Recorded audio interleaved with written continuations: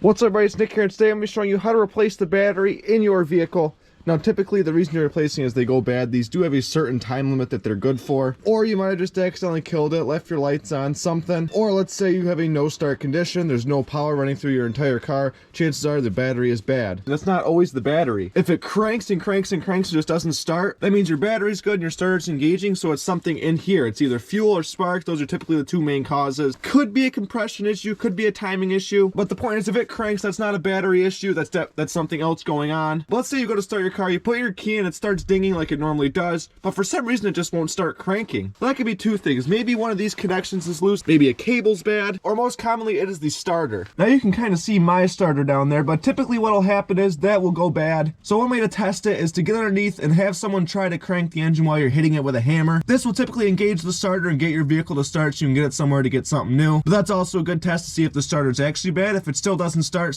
checking the connections on the starter as well and make sure they are rust-free, clean, and they are tight. Or something else to consider, check your key. These do have little watch batteries in them, and the batteries do go bad and it won't work. And if your car doesn't recognize that the key is with you, then it won't start. Now, typically they do have a warning. It'll say in your dash or something that your key fob is low. But as winter approaches, batteries do not like the cold, especially these small little batteries. So you definitely want to make sure you have good, strong batteries in here so that way this doesn't die while you're at work or something when you're stranded. But to see if your battery's bad, you want to grab a multimeter. You want to set it to DC. And from here, it's simple, black to black, red to red. You want to touch both sides. As you can see, mine's sitting at 12.16 volts, so this is a good battery. And if I were to go start my truck, it should read about 14. That shows my alternator is working as it should. But voltage doesn't always tell the whole story. For example, you see here cranking amps. That's the actual amps that'll go back to your starter to spin it so you can spin your motor so it'll start. And your battery might have good voltage, but if it's old, these amps decrease over time. So the way you can test that, you bring it to your auto parts store. They have a machine. It tests it. It sees how much amps it's actually putting out. So voltage is a good first test, but it doesn't tell the whole story. When it comes to actually replacing a battery, the first thing you want to do is come here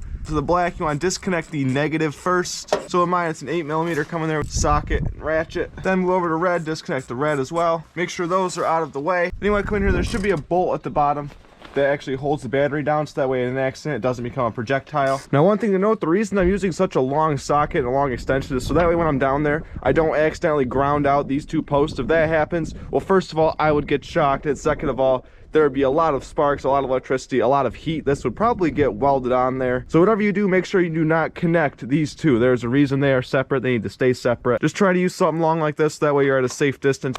If you want to loosen that, now with that loosened, we can come in here, lift our battery up and out. And since mine are pretty much new, I don't have to do this, but I would suggest going there. So you can see there's some grease on there. They include that with batteries typically. That just protects water from getting in there so it doesn't get corroded. And if they are corroded, you want to go in there with a wire brush, clean up these, because you want a good strong connection to your battery. But with the battery out, we can come over here, grab our new battery, and with our new battery we can lift and set it into place. You want to make sure this is on top of the battery so it actually does its job and holds it down.